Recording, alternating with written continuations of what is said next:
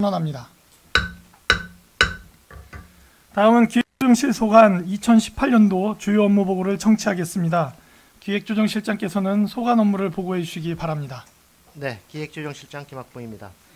제8대 평택시의회 본격적인 출범을 축하드리며 시민과 소통하는 열린 의회를 만들기 위해 노력을 아끼지 않으시는 정일구 위원장님과 유승영 부위원장님을 비롯한 자치행정위원님들께 진심으로 감사의 말씀을 드립니다.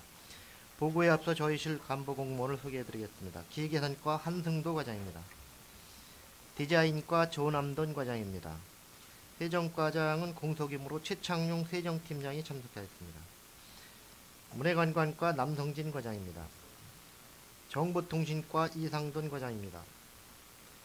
문화예술회관 최병철 관장입니다. 영상사업소 이건재 소장입니다. 지금부터 기획조정실 2018년 주요 업무 계획을 보고드리겠습니다. 이쪽 민선 6기 비전 전략 그리고 46쪽부터 51쪽까지 일반 현황은 서면으로 보고를 대신하겠습니다.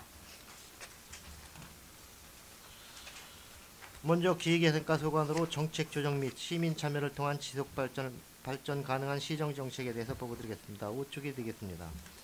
주요 현안 사업의 조정 지원으로 시정 성과를 제고하겠습니다. 시정의 기획, 조정 기능을 강화하여 주요 현안 사업을 체계적으로 관리해 나가고 주요 현안 및 대외기관 협의사항 관리를 일원화하여 중앙과 경기도의 지원을 이끌어내도록 하겠습니다. 아울러 투자사업의 심사 강화 등을 통한 재정 건전성을 확보하고 각종 현안 사항을 차질 없이 추진할 수 있도록 법률 자문을 적극 지원하겠습니다. 6페이지 정책 네트워크로 시정 협력을 공고화하겠습니다. 민간이 참여하는 평택시 발전기획위원회 구성 및 운영을 통해 시민사회와 소통체계를 구축하고 국회의원, 도의원, 시의회 그리고 유관기관과의 협력체계를 강화하여 시정 현안을 공유하고 해결 방안을 모색하겠습니다. 주요사업 추진사항을 체계적으로 관리해 나가고 별도 보고의 개최를 통해 현안 과제를 신속 해결해 나가도록 하겠습니다. 7페이지입니다. 시민 참여 소통 채널 확대를 통한 시민 만족을 극대화하겠습니다. 시민들로 구성된 공약 이행 평가 모니터단을 통해 공약 사업을 매년 점검하고 예산 편성 과정에서 시민의 의견을 적극 수렴하는 주민 참여 예산제 기능을 강화하겠습니다. 또한 시민 제안을 적극 반영하여 행정 업무 혁신을 추진하고 시민에 대한 행정 서비스의 질적 향상을 꾀하도록 하겠습니다. 9페이지입니다. 공모사업 지원관리 및 평가 경쟁력을 강화하겠습니다. 매년 1월 각 부서에서 추진하는 공모사업을 파악하여 조사 및 분석을 통해 대응 전략을 수립하고 시기별 응모할 수 있도록 원활한 지원 체계를 확립하도록 하겠습니다. 아울러 성과관리 시스템을 활용한 공정하고 경쟁력 있는 평가를 실시하여 행정의 효율성 향상을 극대화하고 시군 종합평가, 지표별 목표량 설정 및 지속적인 점검을 통한 실적 향상으로 시민의 행정 서비스 질 제고를 위해 최선을 다하겠습니다. 10페이지가 되겠습니다. 선택과 집중을 통한 합리적 예산 편성입니다.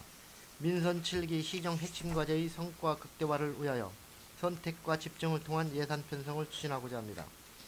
2월 부진사업 및 유사, 중복사업 조정 등을 통해 세출 구조 조정으로 효율적 재정 운영을 도모하고 민선 7기 시정 핵심 과제의 분야별 우선순위에 따른 칠링 조정 등 선택과 집중을 통해 적기에 투자가 될 수 있도록 재원을 배분하겠습니다.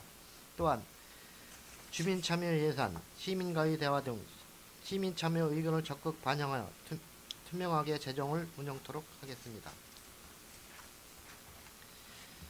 11페이지입니다. 시민 권익보호 및 주요 시정에 대한 법률 지원을 강화하도록 하겠습니다. 우리 시에는 사전 법률 검토를 위해 법률 자문관을 채용하여 신속 정확한 행정처리 및 시민 권익보호를 위해 최선을 다하고 있으며 2016년 11월부터 읍면동 11개소에 별도의 비용이나 변호사 사무실 방문 없이 여러가지 법률 문제를 손쉽게 상담받을 수 있는 무료 법률 지원 서비스를 시민에게 지원하고 있습니다.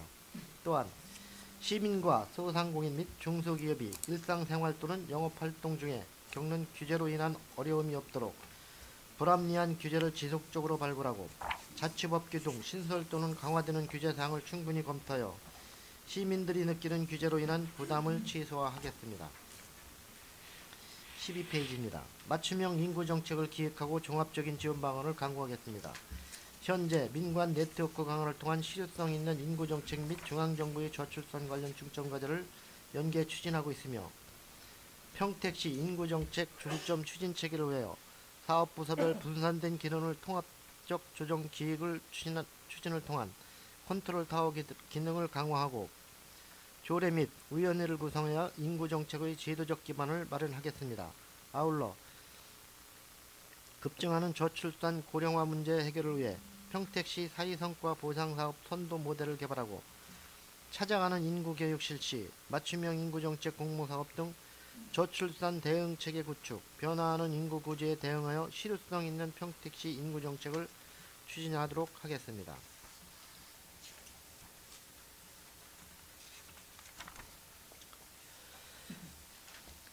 다음은 15페이지 디자인과 소관이 되겠습니다. 시민이 함께하는 품격 있는 도시 조성을 추진하겠습니다. 우리 시의 경관을 보존, 형성, 관리하기 위하여 경관, 공공디자인 등 각 심의위원회를 40개 운영하고 최근 대규모 개발사업 및 도시 현안 증가에 따라 다양한 현황조사 및 의견 수렴 등 도시기본계획과 연계된 일관성과 실행력을 확보한 경관계획으로 제정 및 추진토록 하겠습니다. 또한 시민 누구나 편리하게 이용할 수 있는 유니버셜 디자인을 공공시설물에 적용 및 디자인 마인드 향상 교육을 통하여 공공 서비스를 개선하고 이용자 편의 향상을 위해 노력하겠습니다. 16페이지입니다.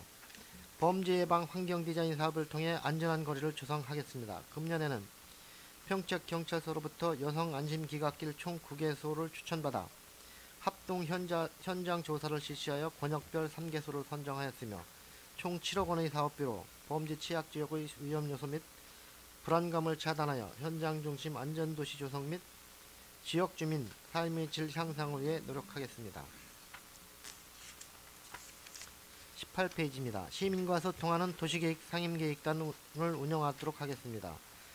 전문성 및 시민과의 소통이 강화된 상임계획단 운영을 위해 전문가와 시민, 거버넌스를 참여시켜 각종 도시 현안에 대한 대안 제시와 정책 대안이 활성화되도록 추진하고자 하며 도시행정 가이드라인 제시를 통한 도시행정 지식 공유, 시민과 함께하는 도시계획 시민 아카데미 운영 등 시민이 시정 참여로 사회적 공감대를 형성하여 시민과 호흡할 수 있는 도시행정 시절에 노력하겠습니다.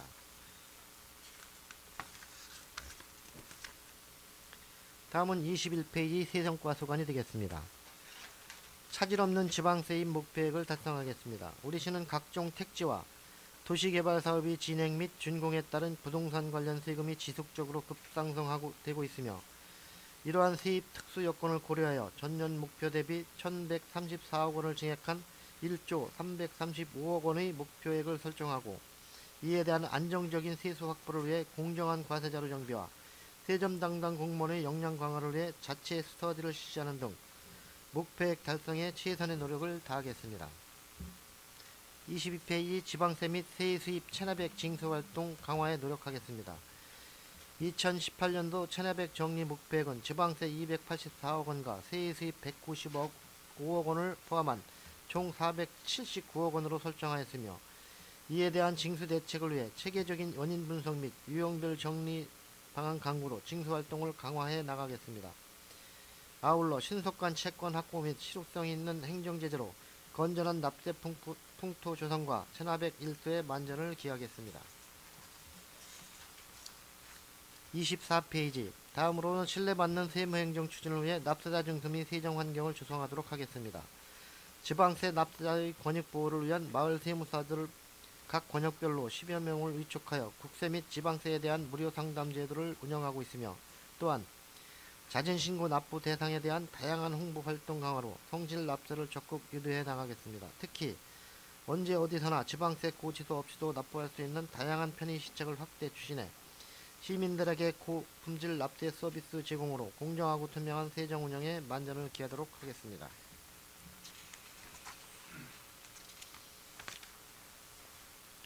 다음은 27페이지 문화관광과 소관이 되겠습니다. 시민과 공유하는 생활문화 활성화입니다. 현덕면 생활문화센터를 시작으로 생활문화 거점 공간을 확대하고 소외 계층을 위한 통합 문화 이용권, 찾아가는 문화활동 사업을 지속 추진하겠으며 문화예술 체험, 학습 프로그램 운영, 문화유통 통합 관리 점검을 통한 시민 안전 확보 등 일상에서 생활문화 지원을 확대해 나가겠습니다. 평택문화예술재단 설립 추진, 지역예술인 및 지역예술단체에 대한 지원, 아마추어 예술인을 위한 시민 제한 공모사업 추진 등을 통해 예술하기 좋은 환경을 조성하겠으며 기획공연, 거리공연, 찾아가는 음악회, 테마별 문화예술 행사 개최 등 생활 속 문화예술을 활성화해 나가겠습니다. 28페이지 역사문화자원의 활용을 통해 문화기반을 확충하겠습니다. 문화경쟁력 강화를 위한 문화재를 정비하고 평택문인 박석수 문화적 평가 용역 추진, 지역의 문화관광 콘텐츠 개발로 지역문화인물 발굴 콘텐츠를 강화하겠습니다. 포승읍지, 평택인물지, 향토사례집 등을 발간 사업으로 소량한 평택의 역사를 꾸준히 기록하고 무형문화재 지원, 전통문화 재현, 공모사업 등을 통한 문화재 활용 체험 프로그램을 운영하는 등 역사문화자원 활용 프로그램을 육성해 나가겠습니다. 30페이지가 되겠습니다.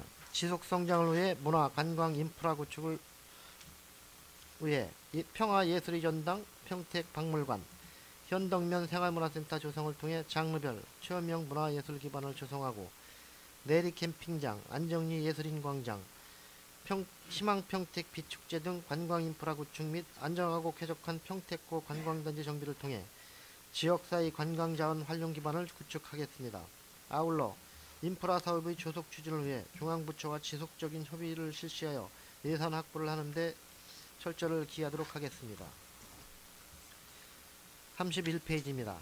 관광 콘텐츠 개발을 통한 관광 경쟁력을 강화하겠습니다. 지역문화교류 기반 구축 사업의 지속 추진, 원효대사 깨사람 체험관 해골물 시움터 조성 등 역사문화자원의 관광정환호를 추진하고 문화유적과 관광지와의 연계 사업으로 시티투어 노선 확충 및 확대 운영, 스토리텔링 관광 안내서 제작 등으로 특색이 있는 지역 특화 관광 콘텐츠를 개발하겠습니다. 아울러 공모사업으로 선정된 사물 인터넷을 통한 송탄 관광특구의 관광정보 안내 시스템 구축 사업을 추진 중에 있으며 다국어 종합 관광 안내 지도 제작, 관광 전문 인력을 통한 서비스를 개선하고 박람회 참가 및 지자체 및 관광 유관기관 등과 홍보 채널을 공유하는 등 관광 안내 서비스 고품 특화 및 관광 홍보 채널 다양화를 위해 노력하겠습니다. 다음은 34페이지 정보통신과 소관이 되겠습니다. 빅데이터를 활용한 합리적 정책 결정을 하도록 지원하겠습니다. 정보의 4차 산업시대에 맞추어 우리 시도 디지털 환경에서 생성되는 방대한 공공정보 및 민간 데이터를 빅데이터 분석 기술을 활용하여 체납대 징수율 제고를 위한 체납 정보 분석, 신도시를 대상으로 인구 유입, 유출, 소비 수준 및 직업 분포 분석, 우리시 주요 축제와 관광 방문객 분석을 통해 합리적인 정책 추진이 가능하도록 지원하겠습니다. 35페이지입니다. 안전 행복도시 지원을 위해 정보 인프라를 강화하겠습니다. 노후된 전산실 부대 장비, PC 및 모니터, 서버 등 행정장비를 교체하고 성능을 보강하여 시민들에게 안정적인 민원 서비스를 제공하고 있으며 또한 무인 비행 장치인 드론을 활용, 산불 감시, 수목 병충해 방제, 환경오염 배출시설 단속 등 행정업무 지원을 통해 안전도시 평택을 구현해 나가겠습니다. 37페이지 시민과의 소통을 강화하기 위해 통합 홈페이지 서비스 기반을 확충하겠습니다.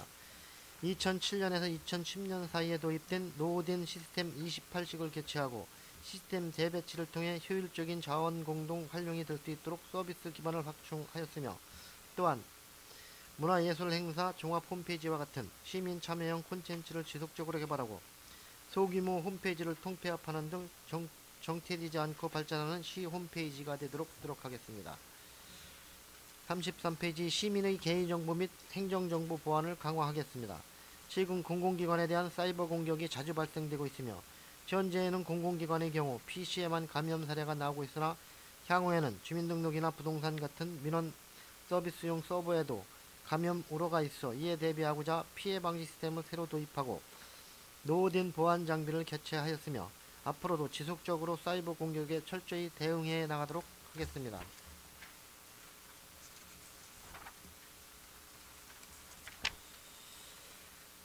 다음은 41페이지 문화예술회관이 되겠습니다. 안전하고 쾌적한 문화예술 공간 조성을 하겠습니다. 현재 3개 권역에 3개소의 문화예술회관이 있으며 공연시설의 적절한 관리 및 개선을 통해 쾌적하고 안전한 공연장으로서 기능 향상을 도모하고자 합니다. 또한 연간 770여 건의 대관을 통하여 미흡하지만 평택 시민의 문화 욕구 충족에 일익을 담당하고 있습니다.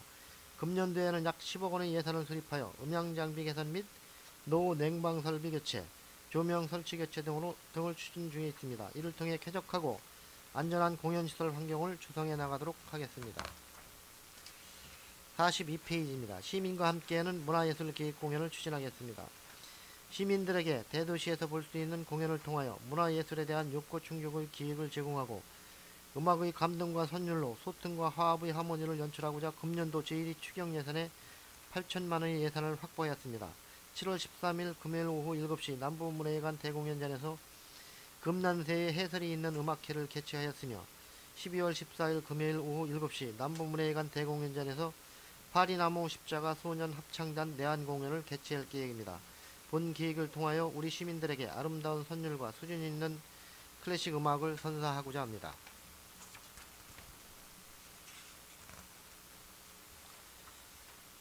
마지막으로 45페이지 영상사업 수소관이 되겠습니다. 시민이 행복한 안전도시 구축입니다. 도시의 급속한 변화로 증가되고 있는 범죄로부터 안전하고 행복한 안전도시 구축을 위해 2018년 방범용 CCTV 신규 설치 133개소, 도로방범 CCTV 성능 개선 8개소, 자가통신망 구축 7km를 추진하여 도로방범 CCTV 성능 개선 8개소, 범죄 취약지역 방범용 CCTV 16개소를 설치 완료하고 송탄 출장소에서 고속산단 간 자가통신망 7km를 구축 완료하였습니다.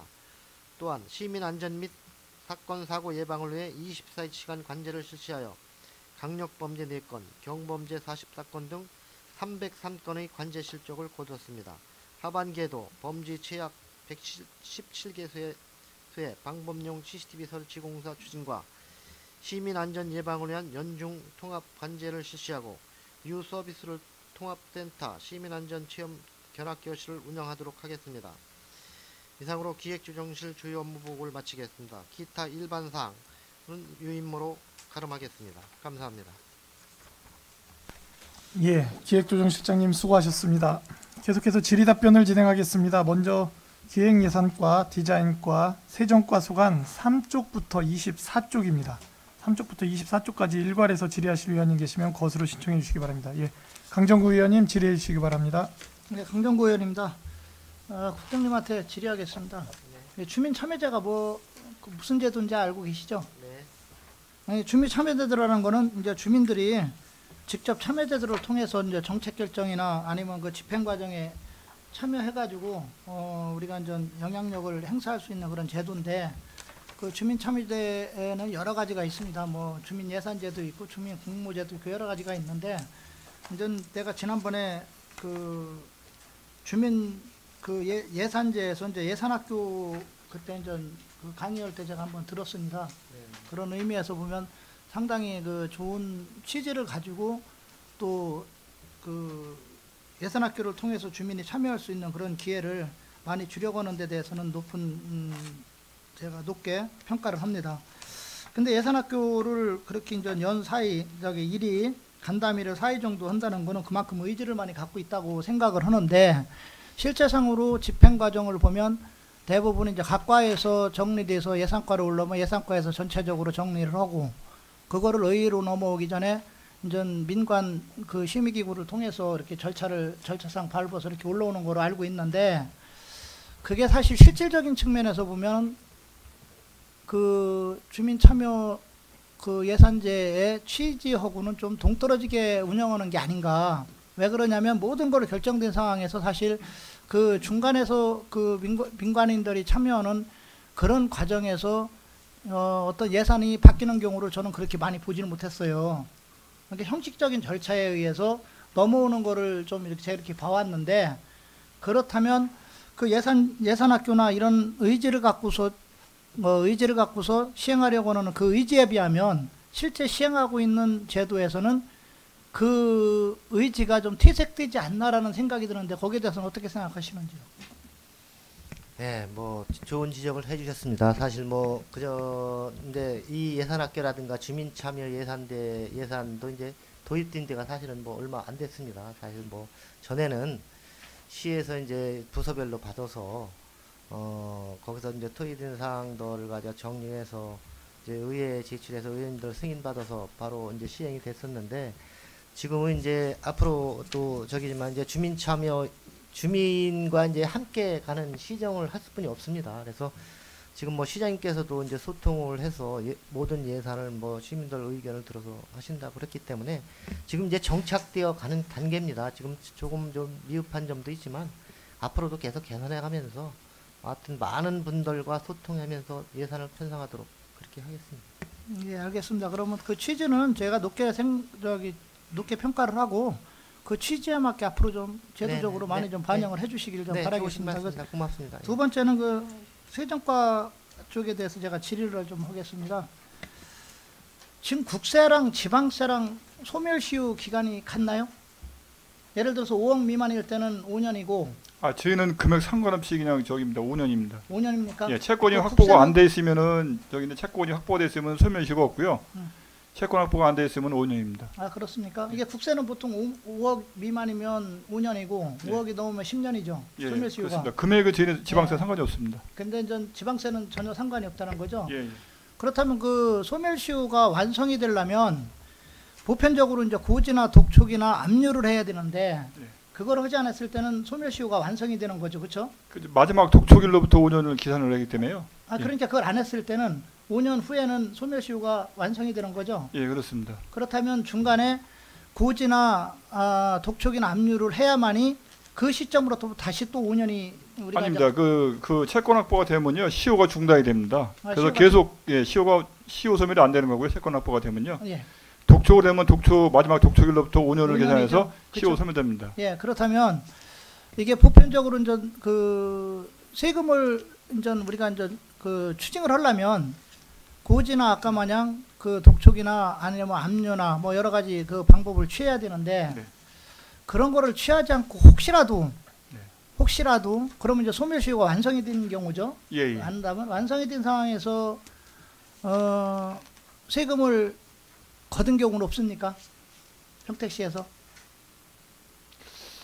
이게 워낙은 소멸시효가 완성이 되면 채권이 더 이상은 소멸되기 때문에 실질적으로 그거는 받을 수가 없는 채권이기 없는 때문에 거죠, 예, 그렇죠? 받을 수가 없습니다. 없는데도 불구하고 예. 그런 과정을 거치지 않고 예.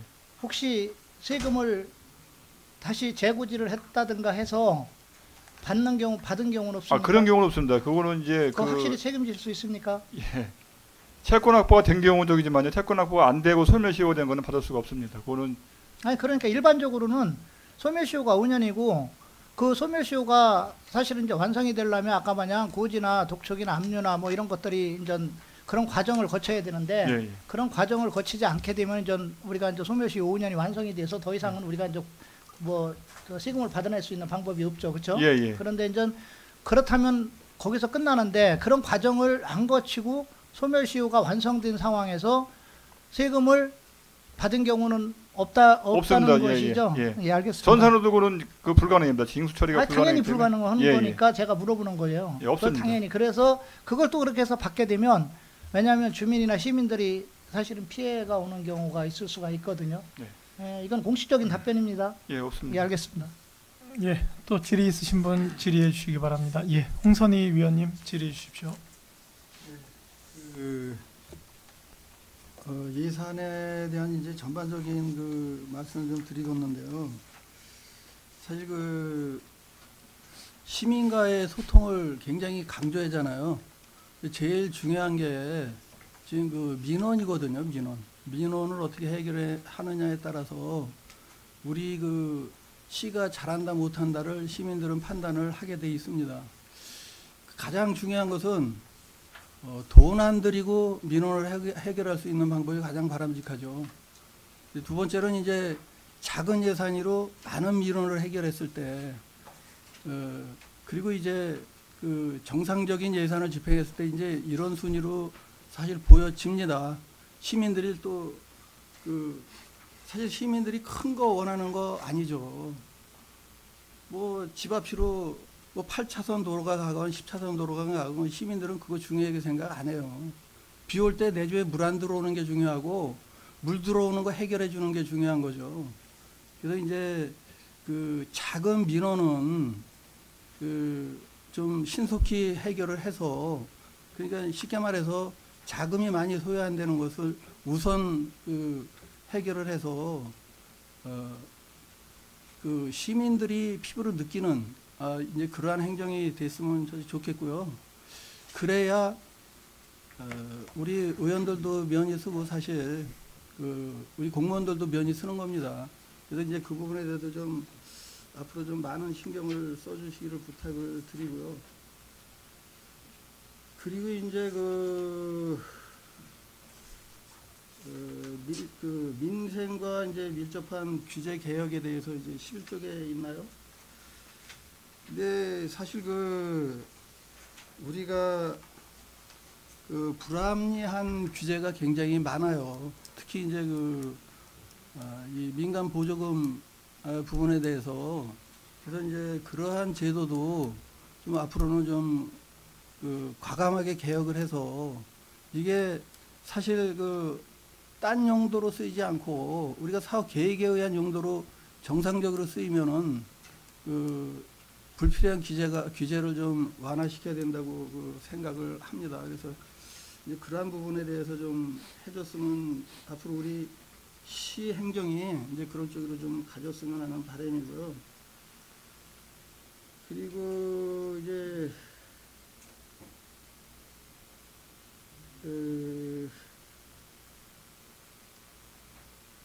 17년도 도시계획 상임기획단이라고 있죠. 도시계획 상임기획단. 몇 쪽에, 18쪽에 있나요? 그 상임기획단은 그럼 상근인가요? 상임기획단은 우리 그 도시 디자인관의 상임기획단이 있습니다. 그러게요. 그 상근이에요? 예, 그러면 보수가 있는 건가요? 있습니다. 직원입니다. 직원 중에서 예, 이게 이제 전문 직원을 채용을 했습니다. 전문 직원 상임기획단을 만들었군요. 예. 그래서 그게 좀, 근데 17년도에 평가 결과가 어떻게 나왔나요? 상임기획단 운영해가지고. 이게 18쪽에 있는데, 그 상임 자문위원회에서 작년도 17년도에 9번의 그 상임 자문회의를 개최했습니다. 그래가지고 무슨 뭐 도시계획에 대한 무슨 개선된 게 있나요? 그 상임위원회에서 하는 역할은요, 저희 시의 그 도시계획에 대한 기본 계획, 또 도시개발, 그다음에 그 관련 부서에서 도시계획 관련해서 저희한테 자문하는 게 있습니다. 그런 부분을 저희가 위원회를 개최해서 자문을 해주는 기구입니다. 그러면 상임기획단 기획위원들은 전부 공무원으로 편성되어 있네요? 그거는 아니고요. 우리 그 도시 디자인과에 이제 상임기획단을 운영할 수 있는 전문 도시 디자인직이 하나가 이제 채용해 있습니다. 그리고 이제 여기에 의원들은 뭐 우리 그 국장이나 부시장님도 있고, 또 대학 교수들, 도시계획 네 분이 같이 돼 있으면서 그분들이 이제 우리 지역에 이제 각종 도시계획 다른 부서에서 의견을 오는 거를 저희가 이제 그거를 전문인들이 이제 그 판단을 해드리는 겁니다. 그러면 단장은 누가 되나요? 단장은 그냥 그 호선해서 기획단 내에서 그냥 선출하는군요. 네. 그리고 21쪽은 하고 24쪽에 24쪽 지금 해도 되는 건가요? 예. 그 지방세 미환급금을 제로화시키겠다. 근데 이제 그 지방세 미환급금이 어떠한 것들이 있나요? 제가 답변드리겠습니다. 총 저희가 4,702건이 있는데요. 금액으로는 한 1억 5,800만 원 정도 됩니다. 주로 이제 주요 환급금이 뭐냐면 자동차세 같은 경우에 1년치 선납을 하고 나서 이제 매도라든가 폐차 같은 경우에 이제 잔여 기간이 있습니다. 대부분 이제 그렇기 때문에 소액짜리가 2만 원 이하짜리가 72%에 해당됩니다. 그래서 이제 그런 것들을 제가 이제 계속 문자도 보내고 또 전화도 해서 이렇게 이제 환급해주려고 노력을 하고 있습니다. 그 대부분이 그럼 자동차세겠네요? 대부분 그렇습니다. 대부분 그렇고 이제 국세가 좀 있어요. 국세 이제 그 지방소득세 같은 경우에 뭐 국세 이제 경정으로 인해서 그런 게 또 조금 있기 그랬는데 대부분 이제 자동차세가 주요 환급금입니다. 네, 잘 알겠습니다. 이상입니다. 예, 고맙습니다. 예, 또 질의 있으신 위원님, 예, 이윤아 위원님. 이윤아 의원입니다. 11페이지 봐주시면 2016년 11월부터 시행되고 있는 마을 변호사 운영권에 대해서 좀 말씀을 드리겠습니다. 지금 운영이 잘 되고 있습니까? 네, 잘 되고 있습니다. 잘 되고 있습니다. 예. 이게 지금 뭐 어떤 그 구체적인 운영 계획안이라든지 또 그동안 2016년도 11월부터 시행이 됐다라면 어떠한 그 사업 실적이 있지 않겠습니까? 네, 이게 지금 이제 실질적으로 저희 시에서만 단독으로 추진을 하는 거는 아니고요. 이제 그 지청하고 이제 같이 협업해서 이제 같이 하는 상황입니다. 예. 그래서 이게 지금 저희가 9개 읍면하고 이제 양 출장소 민원실에서 그 지금 하고 있는데요. 지금 이제 정착 단계에 많이 돼 있어서 기본적으로 홍보도 좀 돼 있고 지금 그 2018년도 금년도에는 5월 현재 그 55회에 93건이 이제 상담을 이뤄냈고 작년 같은 경우에는 총 121회 252건에 이렇게 상담을 했습니다. 이게 지금 상담 상담선에서 지금 그치고 있는 거죠. 법률 지원 정도에서 그치고 있는 거고 이게 실질적으로 비용이 좀 없으신 분들, 변호사 비용이 없으신 분들이 뭐 민형사상에 어떤 변호를 요구하거나 그럴 때 대응하는 건 절대로 아니죠. 네. 그건 아닙니다. 말 그대로 맞죠. 법률 절차라든지 예. 어떻게 하는 방법을 몰라서 할 경우에 예. 또 기한이라든지 절차라든지 어디에 가서 어떤 식으로 해야 되는지 이런 일반적인 상황에 대해서 상담 안내하는 절차입니다. 그 93건 그 상담 그 사업 실적에 대해서 네, 죄송하지만 그거 좀 제가 자료를 좀 받아봐도 되겠습니까? 예, 별도로 예, 그거 제출하겠습니다. 좀 부탁드리고요. 21페이지 잠깐 보겠습니다. 21페이지 보시면은 지금 그 지방세 또 세외 수입해서 1조 335억 원이라는 그 지방 세입 목표액이 있지 않습니까? 근데 지방세 82.7%, 지방소득세 뭐 1,750억, 재산세 1,300억, 자동차세 830억, 17.3%에 대한 그런 어떤 저기 목표 그 세입 현황이 사실 여기에 지금 없거든요. 이 정도는 적어도 저희가 초선 의원들이 거의 대부분인데 적어도 이 정도는 좀 자료를 좀 같이 제출해 주시는 게 좋지 않았을까? 이 한 줄로 이 정도로 그 목표액이 1조 원이 넘는데 한 줄로 이렇게 표시한 거는 좀 문제가 좀 있다. 또 이게 지금 그 17.3%가 뭐 주민세라든지 담배세 뭐 이런 거 아니겠습니까? 예, 뭐 맞습니다. 사실 아무것도 아닌데 기왕이면 조금 우리 의원님들이 잘 아실 수 있게끔 우리가 과연 담배세로 평택에서 얼마 정도 걷어들이는지 주민세로 어느 정도 걷어들이는지 정도는 최소한 좀 기재를 해 주셨으면 하는 아쉬움이 있고요. 네. 그리고 22페이지 좀 보겠습니다. 그 경기도 같은 경우에 징수 결정액이 전년도에 얼마인 줄 아십니까? 경기도? 전체 말씀하시는 예, 겁니까? 전체 경기도의 징수 결정액이 대충 뭐 저는 이제 알고 말씀을 드리는 거니까 모르셔도 상관은 없습니다. 예. 죄송합니다. 24조 8,500억 원입니다. 24조 8,500원. 경기도. 그런데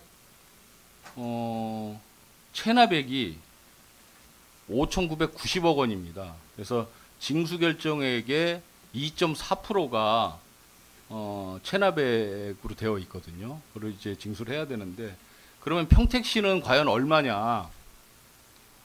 평택시는 체납액이 몇 프로 정도 되고 있습니까? 지금 징수 결정액의 몇 프로인지 말씀하시는 겁니까? 예, 징수 결정액에. 제가 징수 결정액의 대부분 이제 평균 징수율이 이제 한 80, 한 2% 정도 됩니다. 예, 예. 그래서 제가 이제 그 지금 2월 체납액이 지금 489억으로 지금 잡았습니다. 예. 한 8% 정도 되지 않습니까? 최종되는 거는 한 8%도 없습니다. 8% 좀 넘습니다. 예. 제가 왜 그 말씀을 드리냐면 저희가 그 징수 결정액 대비해서 체납액이 굉장히 그러니까 받아들이지 못하는 금액이 굉장히 많은 것 같습니다. 경기도 전체에서도 맞습니까? 예, 맞습니다. 제 판단이. 예, 예. 이제 제가 이제 지방세 중에는 이제 세목이 11개 세목이 있는데요. 이제 예. 고질 체납자들이 있고 이제 고질 세목들이 있습니다. 예. 주로 이제 그 국세 경쟁에 따른 그 이제 그런 지방 소득세 같은 경우는 대부분 이제 폐업이라든가 부도 이런 것들이 있기 때문에 예. 그런 고질적인 체납액이 있습니다. 뭐 지금 자산 같은 거 있는 자산세 같은 경우는 징수율이 높은데요. 예. 그 국세라든가 이제 자동차 이제 미소유 차량 같은 거 그런 게 좀 체납이 많기 때문에요. 저희는 징수율이 지금 몇 프로나 됩니까? 지금 납기내 징수율이 지금 한 세목별로 좀 틀린데 평균적으로 한 85% 정도 됩니다. 저는 자료 제출을 좀 받고 싶은데요. 예. 2016년도하고 17년도하고 예. 체납액 적립 목표 대비해서 징수 실적을 좀 제출받고 싶습니다. 예. 예, 그 좀, 별도로 예. 제출하겠습니다. 예, 그러니까 연도별로요. 예. 예, 그렇게 좀 해주시고 그러면은 지금 연도별 체납자 수 통계도 나옵니까? 지금 예, 사람 수로 말씀하시는 예, 예, 사람 수. 그러니까 똑같은 사람이 몇 개 되겠죠, 그렇죠? 그거는 통계는 어렵고 이제 그 체납 건수별로 나오는데요. 인명수재는 조금 아, 그러니까 건수를 말씀드리는 겁니다. 예, 체납 건수 나옵니다. 건수가 이제 인원이 되니까 연 인원을 말씀드리는 겁니다. 연 인원 체납 인원이 한 몇 명이나 되냐는 얘기죠.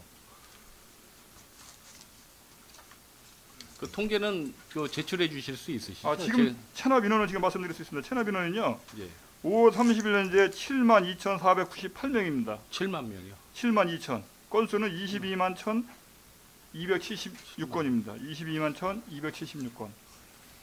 그 징수 실적하고 그 체납자 그 수 통계를 좀 어려우시겠지만 좀 제출을 뭐 간단하게만 보여주셔도 됩니다. 아주 자세하지 않아도 통계만 좀 보려고 하는 거니까는요. 예, 그 2년 제출해서 드리겠습니다. 예, 제가 왜 그 말씀을 자꾸 드리냐면 이게 정말 그 성실 납부자가 상대적으로 선의의 피해를 봐서는 안 되지 않느냐라는 생각을 좀 저는 평소에 굳게 갖고 있었거든요. 그래서 이런 그 세금 납부 풍토 조성에 우리가 적극적으로 좀 우리가 좀 협조를 해야 될 필요가 있고 또 징수가 잘 안 되면 어떤 기동 뭐 체납액 징수반이나 뭐 이런 거를 좀 가동을 해서라도 우리가 강력 대응을 해야 되지 않을까 생각을 하고요. 또 하나는 세금을 정말 납부하고 싶어도 능력이 안 돼서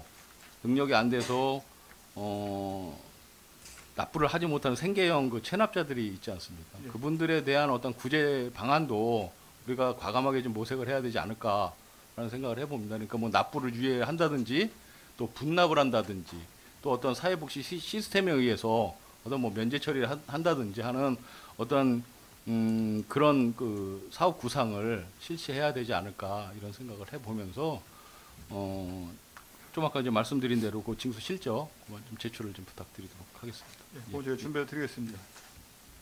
이상입니다. 예, 수고하셨습니다. 다음 유승영 위원님 질의해 주시기 바랍니다. 네, 수고 많으시고요. 정책 네트워크로 시정 협력 공고가 6페이지 보면 지금 민관이 참여하는 평택시 발전기획위원회 구성 운영을 하겠다는 거죠? 하고 있습니까? 네, 답변 드리도록 하겠습니다. 지금 현재는 저희가 실질적인 운영은 안 되고 있는데요.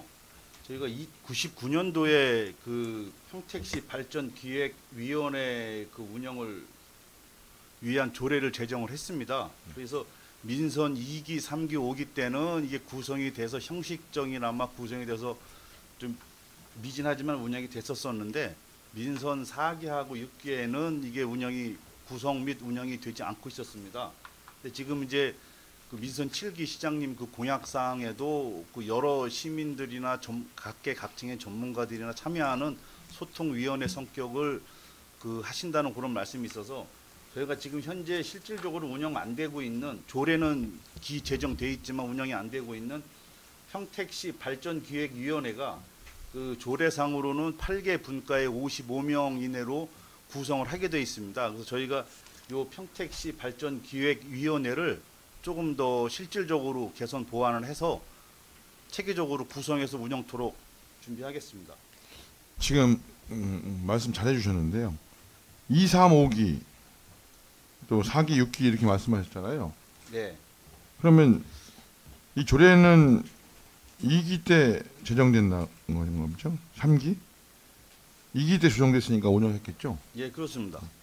그럼 이게 시장님이 누구냐에 따라서 조례가 있는데 가동을 했다가 안 했다 이런 거잖아요. 운영을 했다 안 했다.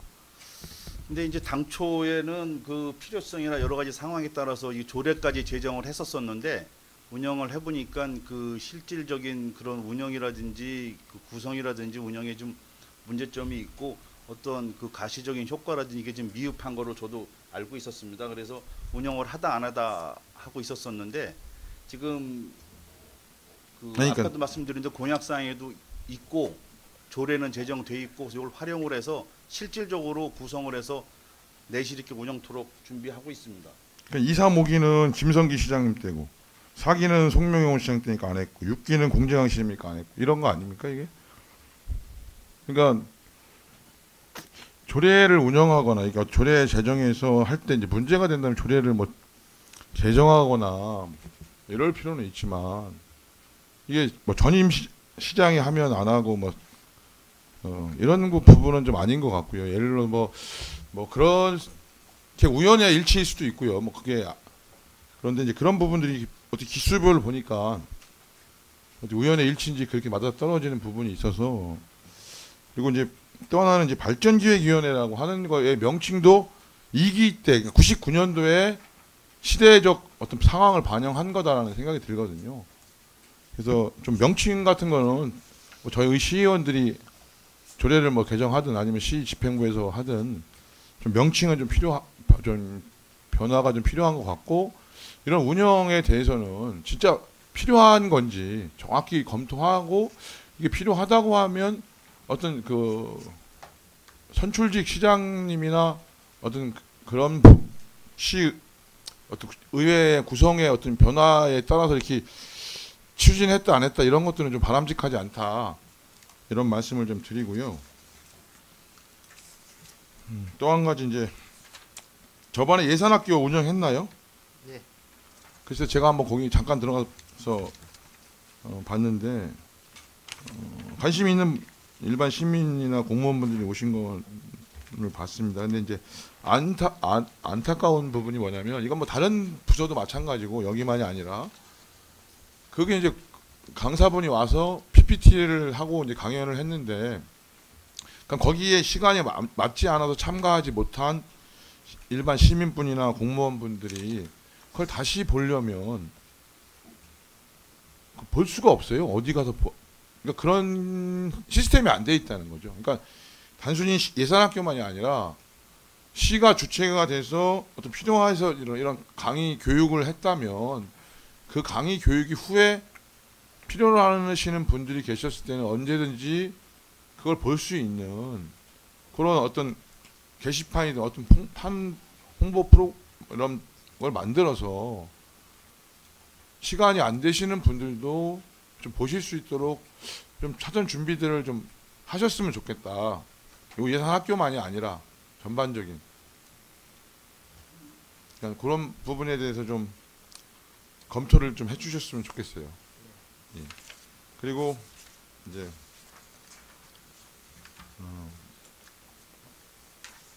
또 하나 이제 말씀드릴 게 이제 법률자문단 우리 이현아 의원님이 잘 말씀을 하셨는데 이 법률자문단이라고 따로 있나요? 그러니까 그 구성하신 변호사분들이 계신가요? 법무사나? 이제 저희 시에는 그 고문 변호사가 있습니다. 네. 고문 변호사가 지금 그 공재현 변호사, 오중근 변호사, 그다음에 정부 그 법무공단, 그다음에 법무법인 해마로 이렇게 4군데가 저희 시에서 그 시 고문 변호사로 위촉 계약을 맺어서 지금 운영을 하고 있습니다. 그럼 이 11개소 아까 2개 출장소라고 하셨는데요. 그거는 마을 변호사고요. 그거는 그 변호사 협회에서 자기들로 구성돼 가지고 이제 해 주시는 게 있습니다. 그래서 그거하고는 좀 그러니까 이제 우리 변호사 자문단하고는 좀 틀립니다. 그러니까 시 고문 변호사가 4군데가 있고 네. 또 마을 변호사를 운영하고 있잖아요. 11개소. 네. 네, 그 마을 변호사는 아까 말씀드린 대로 지청하고 우리 평택시하고 안성시랑 이제 그 평택시 변호사 지회랑 같이 협업을 해서 그 매주 2번째 월요일 날 그 오후 3시부터 5시까지 2시간 동안 11명의 그 변호사들이 각 그 11개 장소에 출장을 해서 아까 그 말씀드린 대로 그런 법률 상담 및 안내를 하고 있습니다. 그러면 이 11분이 계속 지속적으로 1년이면 1년, 2년이면 어떤 기간을 가지고 계속 하시는 겁니까? 아니면 이게 바뀝니까? 이제 그거는 뭐 일단 이렇게 정해져 있는데 그때 상황에 따라서 수시로 변동이 가능합니다. 아니 그러니까 제가 궁금한 거 이런 거잖아요. 제가 예를 들면 어떤 한 시민이 어떤 변호사하고 법률 자문을 받았을 거 아니에요. 그래서 그 다음에 또 다음 달에 찾아가 봤더니 다른 변호사가 오셔. 이러면 그게 인수인계가 정확히 그런 시스템이 돼 있고 이런 건지. 근데 이게 이 마을 변호사는 이제 그 평택 안성 지역 그 법률하는 그 자기들끼리 그 변호사 모임 쪽에서 이제 나오셔 주시는 거기 때문에 그분들이 나오시는 건 아닙니다. 상황에 따라서 좀 틀린 분들이 나올 수가 있습니다.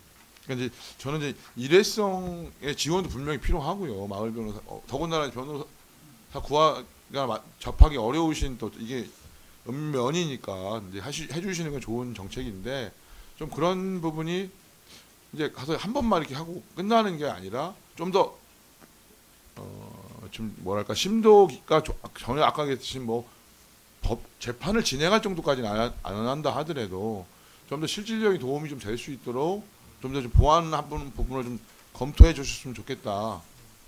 그런 말씀을 좀 드리고요. 네, 잘 알겠습니다.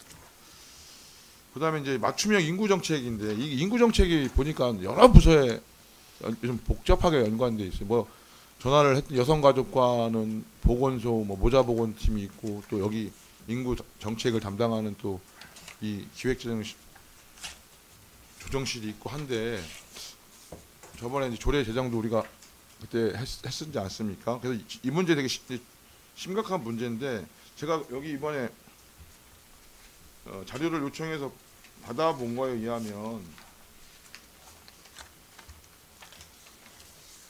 출생아 수 현황이 2014년도에 4,268명, 2015년도에 4,451명, 2016년도에 4,165명, 2017년도에 3,802명, 2018년도 5월 말 현재는 1,508명입니다.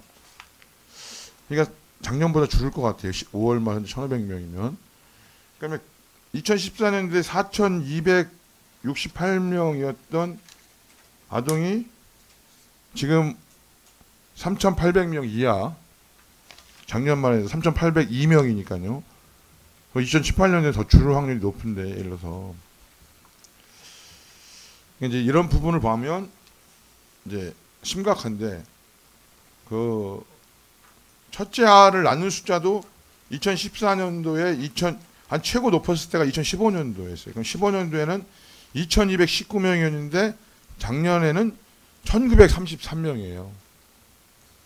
그리고 둘째 아를 낳는 거는 1,744명인데 2017년도에는 1,433명이에요. 그럼 2년 새에 310명이 줄었어요. 그리고 넷째 아는 78명인데 51명이에요. 그러니까 이게 2년새, 그러니까 2015년과 17년도를 비교해도 이렇게 출생아 수가 줄고 있다. 전반적으로 다. 근데 이제 출산 장려 지원금 지급 현황을 보면 우리 시는 첫째 아는 지급을 하고 있지 않죠. 근데 그게 작년에 1933명이에요. 저는 1933명이 출산한 이 부분에 대해서 시가 축하라도 해줘야 된다는 생각이 듭니다. 이게 뭐 10,000명, 5,000명, 6,000명도 아니고. 그래서 이 부분에 대해서는, 그러니까 물론 그 저번에 위원회도 우리가 해서 만들어서 심도 있게 논의를 하셔야 되겠지만, 이 출생아에 대한 어떤 지원금이라기보기는 사실 뭐 이게 솔직히 애 100만 원, 200만 원 준다고 학원 하나 좋은데 보내면 100만 원, 한 달에 100만 원인데 그것 때문에 애 안 낳을 분들이 뭐 이런 건 아니고요.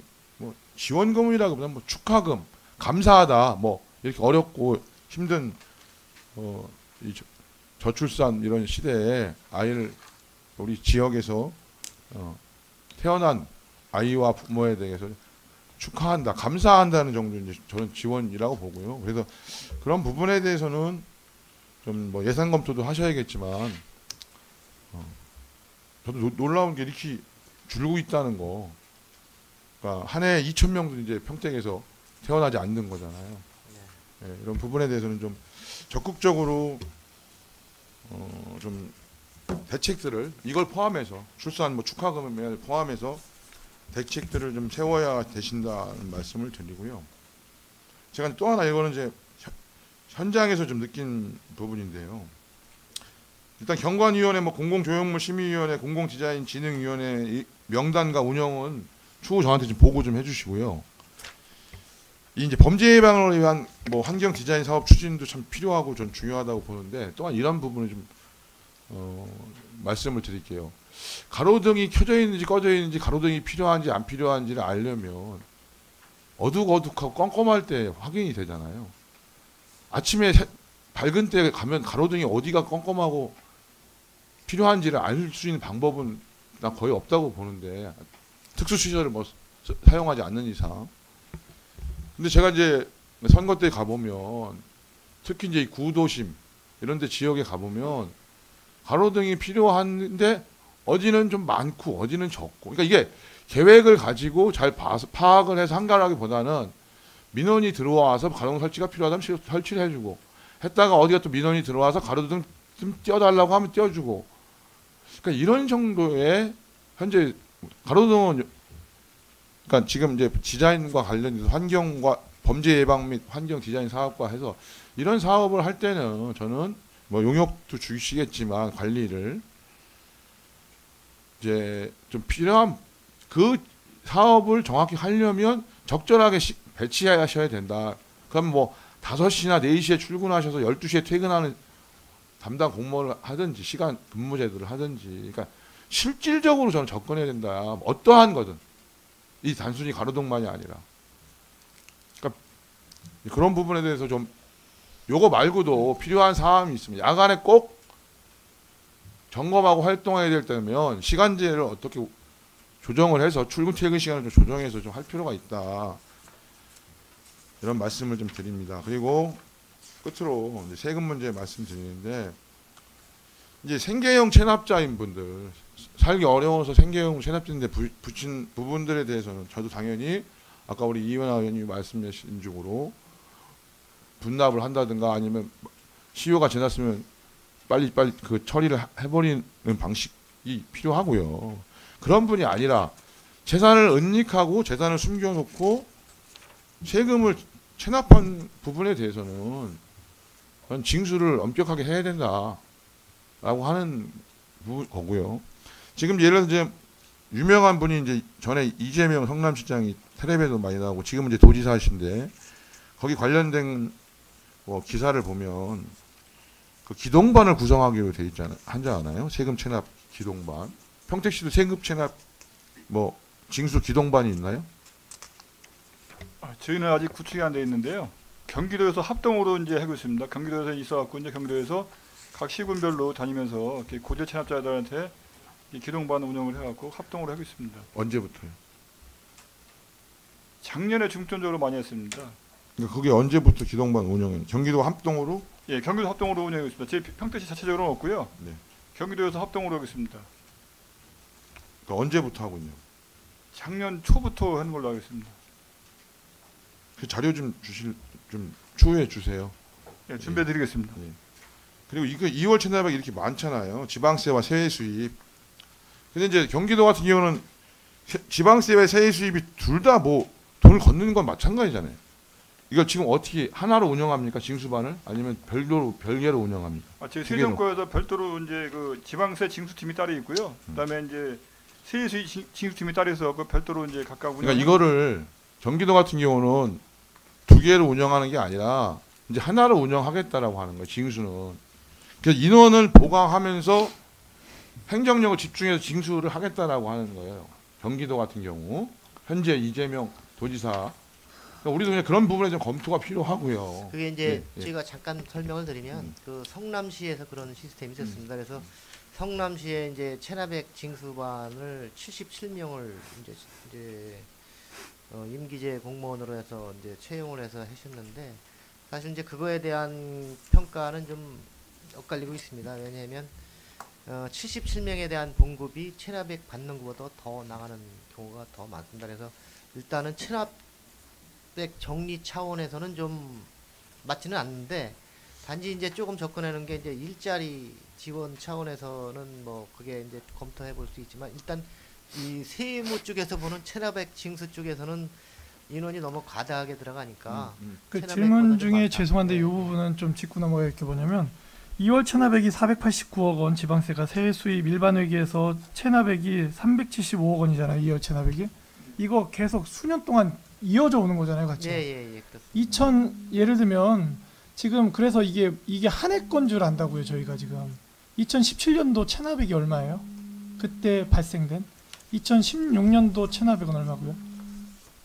그러니까 이게 왜냐면 지금 물어보시는 질문의 요지와 이게 이 정도 하려면 38 세금 뭐 기동대 뭐 운영해야 되는 거 아니냐 거의 864억 원 이렇게 되니까 근데 지금 돌아오는 답변은 그러면 인건비나 이런 거 안 된다라는 답변이 오잖아요. 이게 예, 맞습니다. 2017년도, 2016년도 매년 얼마입니까 체납액이? 2월 된 거 다 포함한 거 말고. 2016년도의 체납액은요. 예. 도세 시세 합쳐서 360억 원입니다. 그러니까 지금 제 말을 좀 이거 뭐야 끝까지 안 드시고 좀 하신 것 같은데 제가 77명을 구성하라고 한 적이 없어요. 아니 이제 그러니까 이게- 지금 저희가 여쭤볼게요. 지방세 징수팀은 몇 분이 징수 활동을 하십니까? 평택시 지방세 징수팀이 몇 분이 징수 활동을 하시냐고요. 징수팀 직원이 지금 현재 5명 있습니다. 5명 모두 징수 활동 하십니까? 예, 밖에 나가 징수 활동 밖에 나가는 건 아니고요. 네. 징수 업무를 하고 있습니다. 그러니까 그 기동반 나가서 걷는 사람들이 기동반이고 예. 그러니까 안에서 사무 업무를 하시는 분은 또 하셔야죠 당연히. 예. 그러면 나가서 징수 활동에 종사하시는 분은 몇 분이냐고요. 현장 활동하는 거는 지금 한 3명 정도 하고 있습니다. 2-3명 하시겠네요. 예. 뒤끝이 내려가는 거 보면. 그다음에 세해중 시스템은 몇 분이야? 몇 분입니다 직원이? 세수 징팀은 임기제가 3명하고요. 네. 일반 직원이 3명 있습니다. 6명입니다. 그러니까 총 6명입니까? 예. 6분 중에 징수 활동을 하시는 분은 몇 분이에요? 거기도 한 2명 정도 현장 징수 같은 거 있습니다. 2명 정도. 그러니까 지금 총 하면 5분에서 4분 정도가 징수 활동을 하시는 거잖아요. 네. 근데 77명하고 무슨 상관이 있어요? 제가 이런 부분은 제 말씀은 그럼 이런 부분에 통합을 해서 징수 활동에 일어날 필요성과 그 인원이 적절한 인원의 보강이 필요하다면 5명이 됐든 3명이 됐든 그렇게 해서 이 체납액이 분해서 아까 말씀 모든 체납액을 징수할 수는 없는 거고요. 말씀하셨던 생계형 체납자는 여러 방향의 부분에서 우리가 해드려 이해할 수밖에 없는 부분이 있잖아요. 그건 정확히 판단을 해야죠.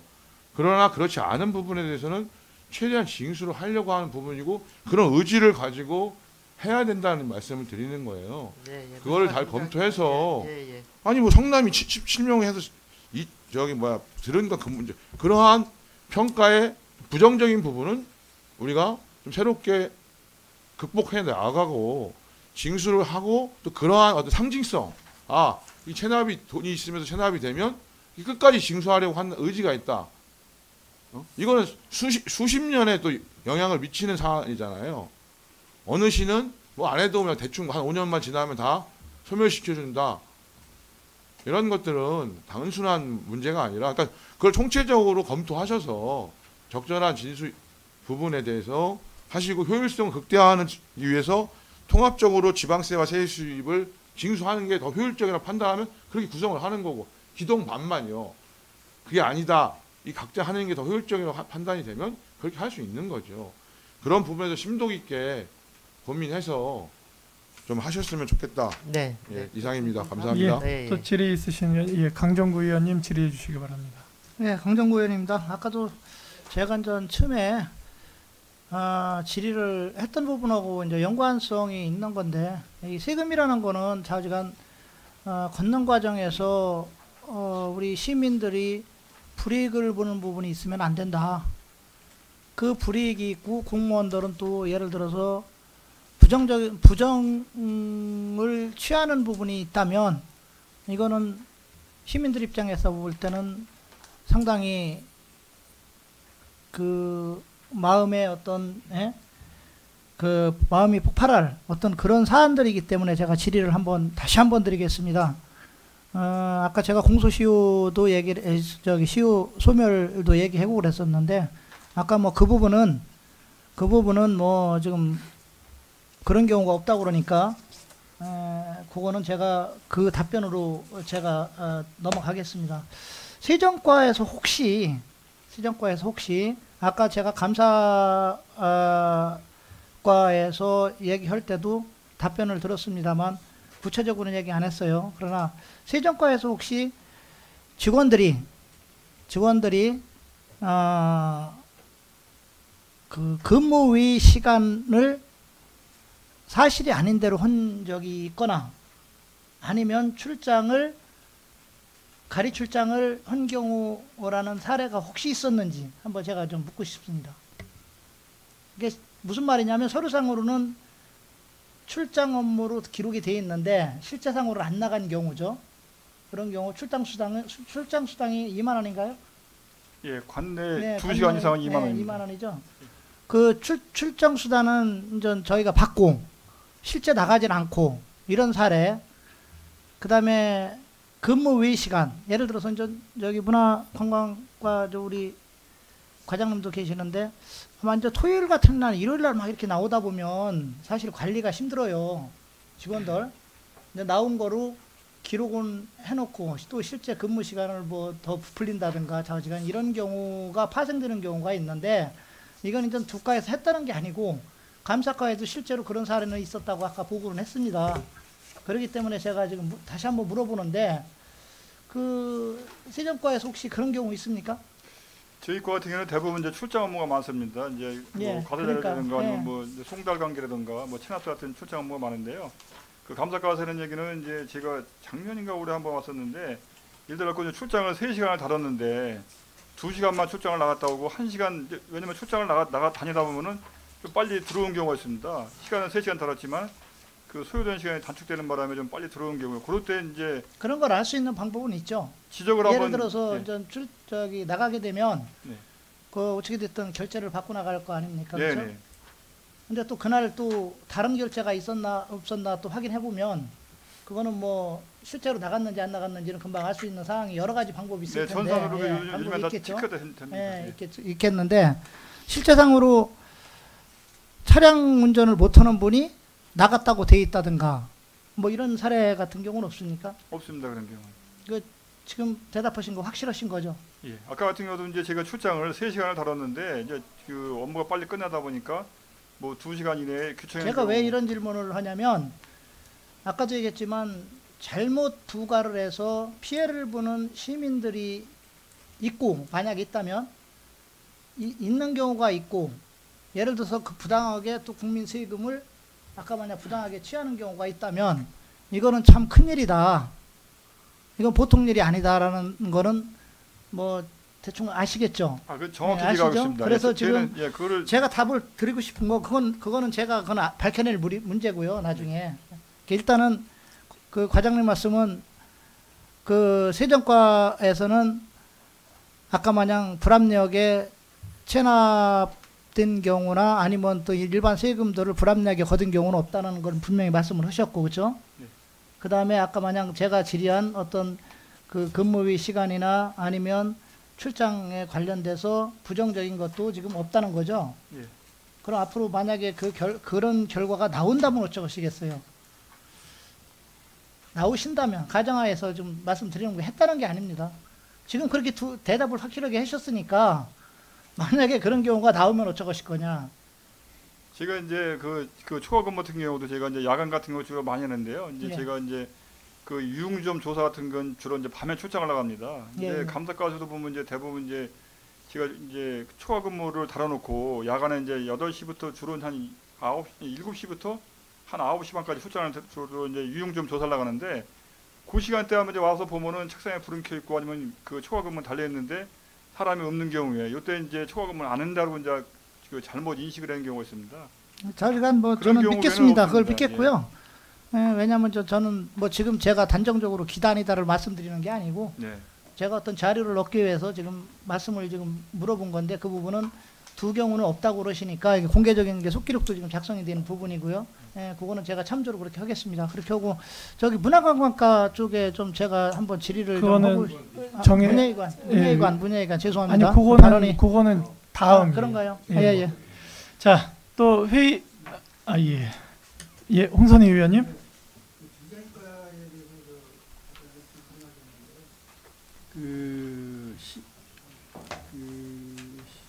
상해죠, 상해? 상해를 가면은 건축 양식이 다 다르답니다. 그 많은 그 건물이 양식이 다 다르고, 그래서 우리나라도 아마 고속도로 주변에는 아파트 지을 때 좀 약간씩 왜 양식을 달리했었던 적이 있어요.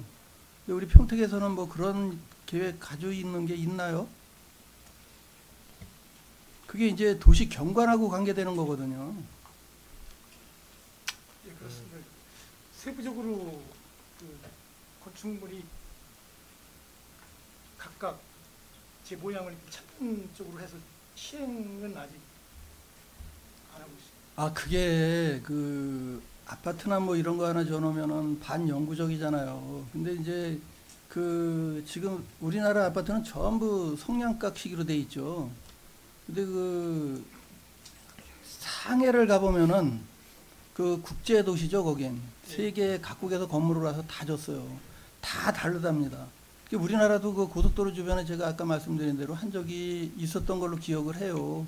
그래서 우리 평택도 지금 이제 그 아파트가 그 많이 들어서고 있는데 건축비가 더 들어가겠죠. 근데 그 외부 모양을 허가내 줄 때 좀 그 약간씩 다르게 해서 그 뭐 나무 심고 공원 만들고 그래서 막 그것만 해서는 그 도시경관이 그 좋아질 수가 없거든요. 그 아파트에 대한 그러한 부분에 대해서 좀 연구를 좀 해보세요. 용역을 주시든지 해가지고 뭐 급한 건 아니니까 그런 부분에 대해서도 좀 앞으로 좋으신 말씀입니다. 저희도 이제 공감을 하고 그런 부분에 대해서는 우리 이제 도시계획이라든가 디자인 쪽에서 그런 것들을 이제 제안을 주는데 어쨌든 좀 건축 허가부서도 나름대로 어려움이 좀 있는 것 같습니다. 네, 잘하겠습니다. 예, 또 질의 있으신 의원님 안 계시면 원활한 회의 진행을 위해서 잠시 정회하고자 하는데 위원 여러분 어떤 이의 있습니까? 없습니다. 예, 그러면 10분간 정회하도록 하겠습니다. 정회를 선언합니다.